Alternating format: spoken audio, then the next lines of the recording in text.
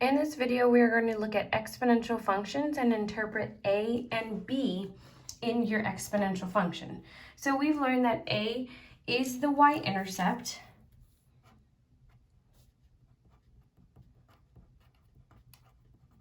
but we're also going to learn today that it is also the starting amount, that starting value, the initial, when we look at real world examples. And b is that whether it was growth or decay. So when we look at b, looking at real world examples, we're going to identify b as the pattern of your y values. And not only in real world examples, but this is what identifies your exponential function, is that pattern in the y values. So looking at this example below, we're going to be looking at the insect population, time in days, and population over time. So here, x represents the time, y represents the population. So you can notice the points that are plotted here on your graph, they form an exponential function here, an exponential graph. It's increasing. So here, what you're going to notice is that your x values are increasing by a constant amount. Your x values are increasing by 1. My y values, however, are being multiplied by a certain value. So that pattern in your y values is your b in the equation. So here I want to say, well, how am I getting from 2 to 6? What value do I need to multiply? Here, if I multiply by 3, I can get 6. That means 6 times 3, 18 times 3 is 54. So this pattern in my y values,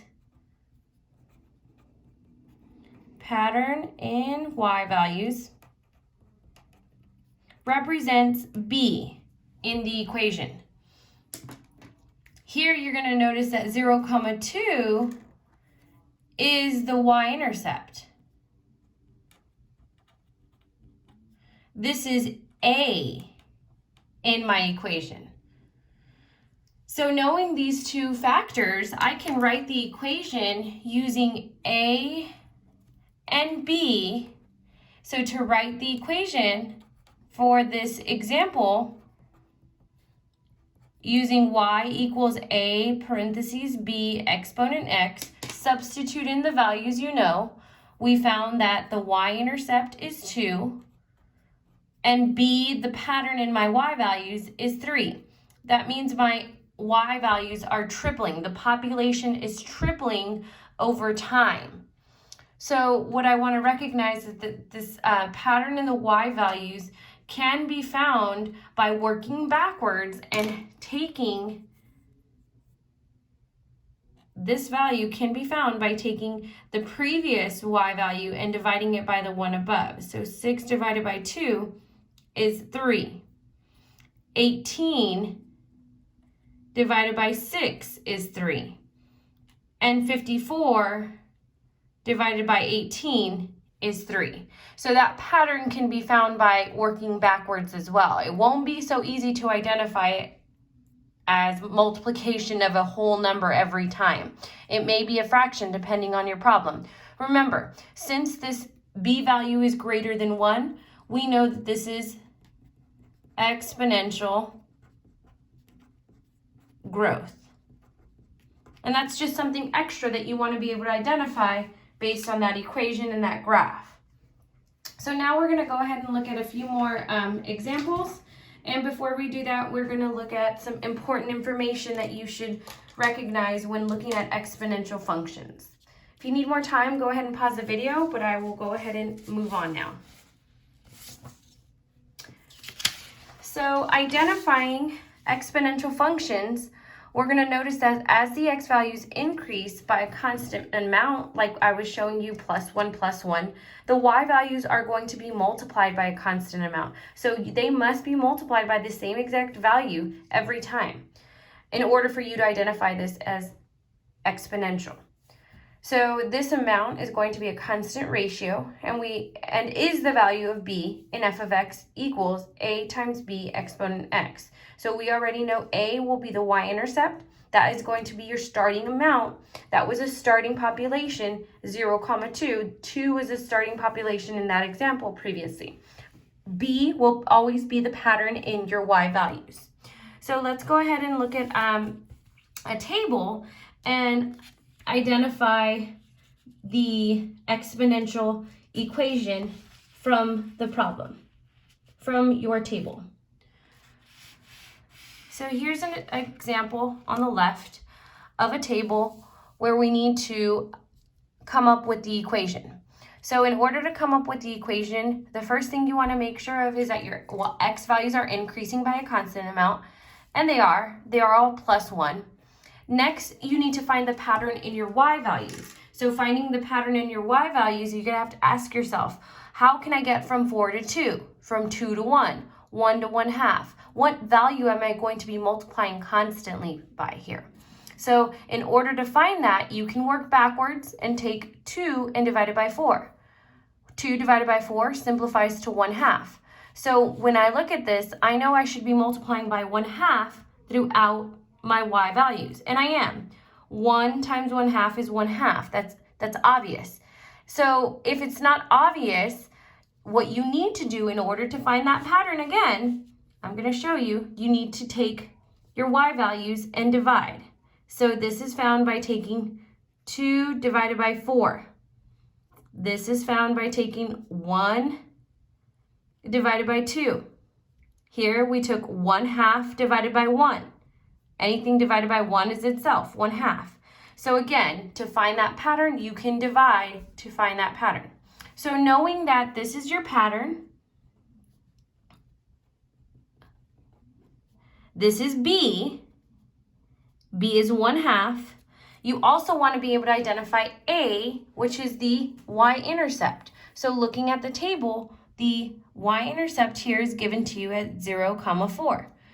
So since your y-intercept is 0, 4, we're going to identify the y-intercept first. A equals 4. Next, we're going to identify the pattern. We've identified the pattern to be 1/2. And after we come up with the pieces to our equation, now you're going to put it all together to write the equation. So putting it all together, the equation is going to be y equals 4 parentheses 1/2 exponent x. Since that value is in between 0 and 1, we know that this is also decay. And that's just something extra to identify. Let's go ahead and look at another example from a table on the right side.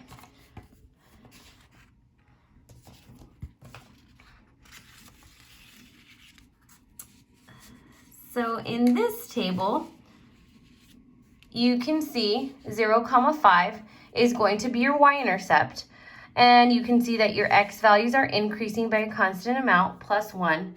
In order to identify what your y values are being multiplied by, you can work backwards by taking 15 divided by 5, and 45 divided by 15, and 135 divided by 45.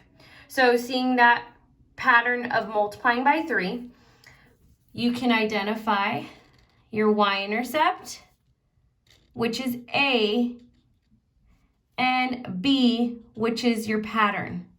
So knowing A and B, you would write the equation as y equals 5 parentheses 3 exponent x, and you know that this would be exponential growth since B is greater than 1. Now we're going to go ahead and go through some more examples on looking at equations and being able to identify, looking at a graph and being able to identify and write the equation given a graph. So if you need more time, pause the video. I'm going to go ahead and move on.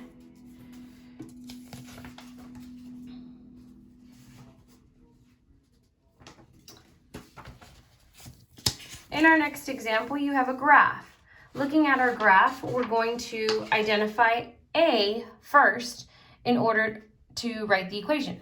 So A is always your y-intercept here. So A equals 1, the y-intercept. Since A equals 1, that is part of the equation. the next part is to find the pattern in the y values. So just like we did in our table, we're going to create a table from our graph here. So using the graph, I'm going to write down the points here, -2, -2, 4, -1, 2, and 0, 1. So using these 3 points, I can now come up with a table to identify B, which is the pattern in the y values. So using the table here, I'm going to identify from 4 to 2, I need to multiply by 1/2. From 2 to 1, I need to multiply by 1/2. Here my x values are increasing by 1. So I can recognize that B is 1/2. So from here, I'm going to use A as 1 and B as 1/2. Y equals 1 times 1/2 exponent x, or anything times 1 is itself, so we could simplify it to y equals 1/2 exponent x. And from here, you can identify that to be decay, since your graph is decreasing from left to right. Now we're going to look at some examples of a word problem and be able to come up with our exponential equations from real-world examples. Here we have an example of a scientist is trying to discover a cure for the common cold. She takes 40 common cold cells and discovers the cells are tripling every 30 minutes. How many cells will there be in 3 hours? So not only do we need to write the equation, we also need to come up with a value for the number of cells in 3 hours. So when I read, she takes 40 common cold cells, this is going to be the initial amount. The initial amount is going to be identified as A, that y-intercept, right? I'm sorry, not y-intercept. A, yes, is a y-intercept, but because we're talking about real-world examples here, that's going to be your starting value, the initial amount. We want to figure out what is the pattern in these y values. Well, here, since they're going to be tripling, this identifies your pattern. So your pattern in your y values is always identified as B. Since it's tripling, it's being multiplied by 3 every 30 minutes. So the first step is identifying that information from the word problem. So you identify A is 40, identify B is 3, and from here you can write the equation. The equation is going to be written as y equals 40 times 3 exponent x. So knowing that, we're going to use this and substitute in the value to find how many cells there will be in 3 hours. Well, we know that time is going to be the x value. Y is the number of cells after so much time. So all we need to do from here is substitute 3 in for x, but you want to recognize x is an exponent. So when I substitute 3 in for x from that original equation, I'm raising 3 to the third power. So 3 to the third power is 27. From here, I'd be multiplying 40 with 27. So we'd have 1,080 cells after 3 hours. I'm going to move on to one more example, so if you need more time, go ahead and pause the video. In the next example, it says a population of zombies doubles every 2 weeks. The number of zombies in the population is now 77. Find the size of the population in 17 weeks. So identify your initial amount, identify your pattern. So here, if the population is doubling every 2 weeks, so doubles, we're going to be multiplying it by 2. The number of zombies in the population is now 77. So 77 is going to be B. I'm sorry, this is B. It's doubling. And 77 is A, that initial amount. So from here, we're going to find the size after we come up with the equation. So coming up with the equation, we know that A is 77, B is 2. A is the initial amount, B is that pattern in the y values. So writing the equation should be y equals 77 times 2 exponent x. Now we're going to go ahead and substitute in a value to find the size of the population in a certain amount of weeks. So since they're asking in 17 weeks, 17 will be the x value that we need to plug in. If you substitute 17 in for x, you're going to be taking y equals 77 times 2 raised to the 17th power. All of that will be 10,092,544 zombies. So I'm going to go ahead and show another video of how you can actually use the Desmos calculator and find that value, and also graph to have a visual. Now you're going to practice on your own in your slides.